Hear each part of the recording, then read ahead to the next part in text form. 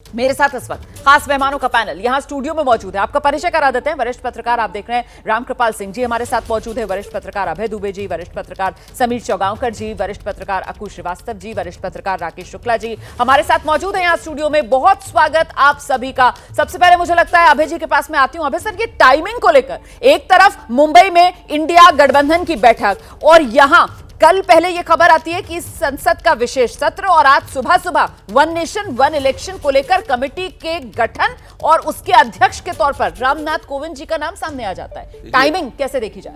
अगर सकारात्मक रूप से मैं कहूं तो मैं कहूंगा कि ये लोकतांत्रिक राजनीति के बड़े सुनहरे दिन हैं। हाँ।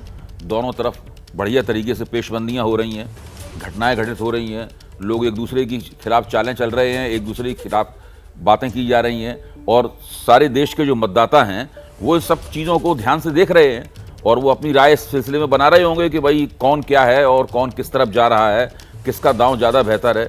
एक तो ये बात है। मेरे ख्याल से ये प्रक्रिया अभी लगातार इसी तरह चलती रहेगी और एक दूसरे पर ये भी इल्ज़ाम लगाए जाते रहेंगे कि भाई आपने हमारे ऊपर जो रोशनी पड़ रही थी उसको धीमा करने के लिए आपने इस तरह की बातें कही हैं। तो ये सब होता रहेगा, लेकिन दोनों पक्ष अपनी अपनी तैयारियां कर रहे हैं और आगे बढ़ रहे हैं। तो रामकृपाल जी, ये सिर्फ और सिर्फ सुर्खियां बटोरने की एक कवायद नजर आ रही है या फिर सशक्त अंदाज में मोदी सरकार वन नेशन वन इलेक्शन की तरफ कदम बढ़ाती हुई नजर आ रही है?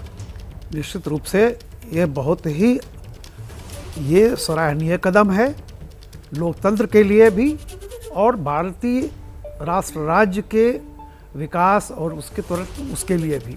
देखिए, मोदी जी ने ये बात बहुत पहले कही थी और लगातार उसमें क्या था कि ग्राम पंचायत से लेकर के विधानसभा, बाकी जितने भी चीज़ें होती, जो चुनाव होता है आम चुनाव जिसमें, वो सब के सब उसमें एक साथ किए जाएं। और इसके लिए देखिए, कल जब मैं बैठा हुआ था कहीं शाम को चैनल पर जी, तो ये ब्रेकिंग न्यूज़ आई कि 18 से 22 के बीच में जो सेशन बुलाया गया है जी, उसमें वन नेशन वन इलेक्शन ही मेन मुद्दा होगा। हाँ। उसकी हवा मोदी जी ने आज सुबह ही निकाल दी। कारण बताऊं ये कि ये जो चीज़ है, अभी तो देखिए अभी अनाउंसमेंट हुआ है कि एक अध्यक्षता में कोविंद जी के एक समिति गठित होगी। मैं बता दूं आपको कि पहले भी इलेक्शन कमीशन से बात हो चुकी थी।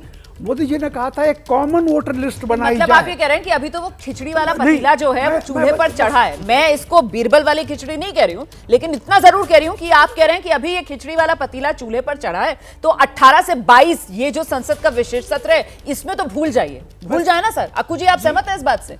मतलब ये विंटर सेशन में आ सकता है, लेकिन मैं एक शब्द और कह लूं जी सर।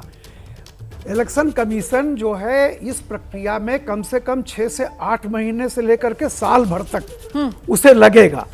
तो ये बात तो तय हो गई कि 18 से 22 का एजेंडा ये नहीं था, यह क्लियर है। लेकिन रही बात, जैसा मैंने कहा कि ये पूरे देश के लोकतंत्र। बस सर, आपको जरा सा रोकूंगी। ये तस्वीरें आ गई हैं जो हमने जानकारी दी थी ना आपको कि बीजेपी अध्यक्ष जेपी नड्डा पहुंचे हैं पूर्व राष्ट्रपति रामनाथ कोविंद से मुलाकात करने के लिए। तो ये अब उनके घर की मुलाकात की भीतर की तस्वीरें सामने आ गई हैं। आप देख रहे थे बीजेपी अध्यक्ष जेपी नड्डा मुलाकात करते हुए रामनाथ कोविंद के साथ, पूर्व राष्ट्रपति रामनाथ कोविंद जिन्हें उस कमेटी का अध्यक्ष बनाया गया है जिस कमेटी को मंथन करना है एक देश एक चुनाव वाले मुद्दे पर। रामकृपाल सर, अपनी बात पूरी कर लीजिए, फिर अक्कू जी आपके पास आ रही हूं। नहीं, मैं सिर्फ इतना ही कहना था कि चूंकि अभी एक बात तो तय हो गई कि इसकी तरफ मोदी जी ने बहुत गंभीरता से कदम बढ़ाया है। ठीक है, लेकिन ये 18 से 22 के बीच का कोई एजेंडा नहीं है, ये लंबा प्रोसेस है और उसमें अभी एक सबसे बातचीत करेंगे। तो मुझे लगता है कि जैसा आपके संवाददाता ने कहा कि इसका कार्यकाल क्या होगा, कब तक रिपोर्ट देनी है और उस रिपोर्ट देने के बाद भी इलेक्शन कमीशन इसमें होता है, बहुत बड़ी भूमिका होती है, वो कितना टाइम लेगा अपना सब काम करने के लिए, बहुत सारी चीजें हैं। नहीं, वो तमाम चीजें जो हैं अपनी जगह पर हैं, आप बिल्कुल सही बात यहां पर रख रहे हैं। लेकिन साथ में अक्कू जी, जो विपक्ष है उसकी तरफ से बयान सामने आ रहे हैं कि साहब ये 24 वाला जो चुनाव है उस चुनाव को टालने का एक तरीका है जो सरकार ने निकाला है। इस तरीके के हमले सरकार पर होने शुरू हो गए। कुछ मुझे नहीं लगता कि ये एक चुनाव 24 का चुनाव टालने का तरीका है। ये पूरी प्रक्रिया, अगर मैं एक शब्द में कहूँ, एक सेंटेंस में कहूँ, तो ये वोट बैंक को कंसोलिडेट करने की है। अभी ये 18 जो होगा अगले इस महीने जब मध्य में, तो इसमें सब जितने भी प्रोसेस हो रहे हैं वो देश के हित से जुड़े होने से के साथ साथ वो आपको अपना वोट बैंक कंसोलिडेट करने के लिए होंगे। नहीं, वोट बैंक कंसोलिडेट कैसे हो रहा है इससे? जरा ये बता रहा हूं मैं आपको। इस तरीके से, क्योंकि ये जो एक देश एक चुनाव वाली नीति है, इससे आपका वोट बैंक जो है वो एक ठोस में, जो अभी तक भारतीय जनता पार्टी या एनडीए के लिए एक बड़े तौर पर आगे रहा है, वो बटेगा नहीं। और उससे उनको ये लगता है कि हाँ, देश में काम भी ज़्यादा अच्छे तरीके से होंगे। जो बताया जाता है लोगों को कि एक देश में अगर एक चुनाव होगा तो 5 साल तक जो तमाशे होते हैं हर समय हर चुनाव होने के, वो उससे बंधन से मुक्ति मिल जाएगी।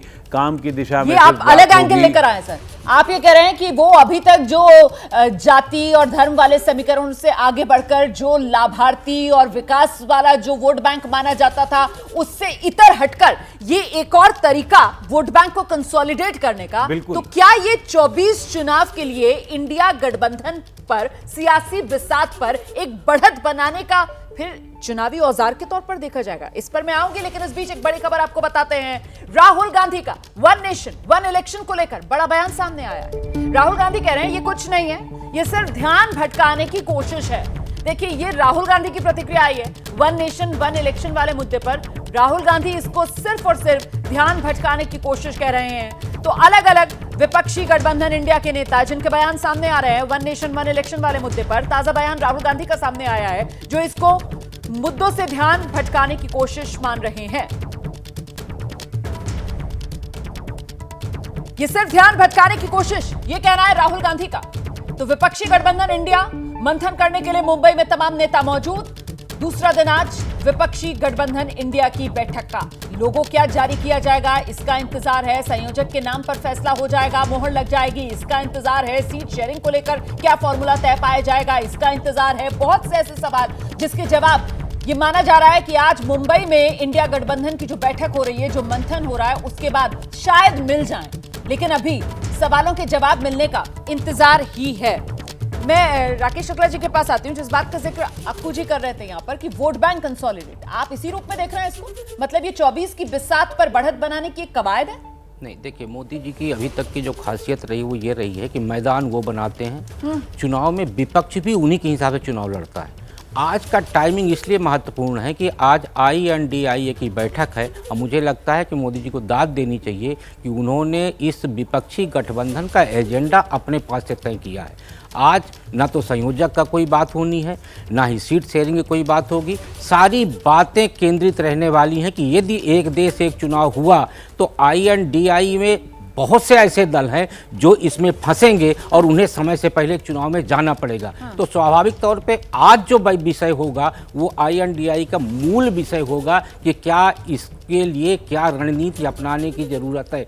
तो आज की बैठक में अब 2024 के साथ साथ 25 और 26 के चुनाव में जाने वाले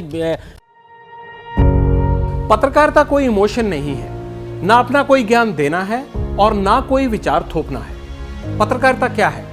पत्रकारिता का मतलब है सही जानकारी इकट्ठा करना और तथ्य बताना। पत्रकारिता आज जितने महत्वपूर्ण दौर में है, शायद पहले नहीं थी। इस दौर से निकलने के लिए सिर्फ सच दिखाने की जरूरत है, वो सच जो आपके हित को आगे रखे। इसलिए अब रात 9 बजे प्राइम टाइम नहीं होगा, ये आपका टाइम है। जगविंदर पटियाल के साथ देखिए पब्लिक इंटरेस्ट, सोमवार से शुक्रवार रात 9 बजे सिर्फ ABP न्यूज पर। ABP न्यूज आपको रखे आगे।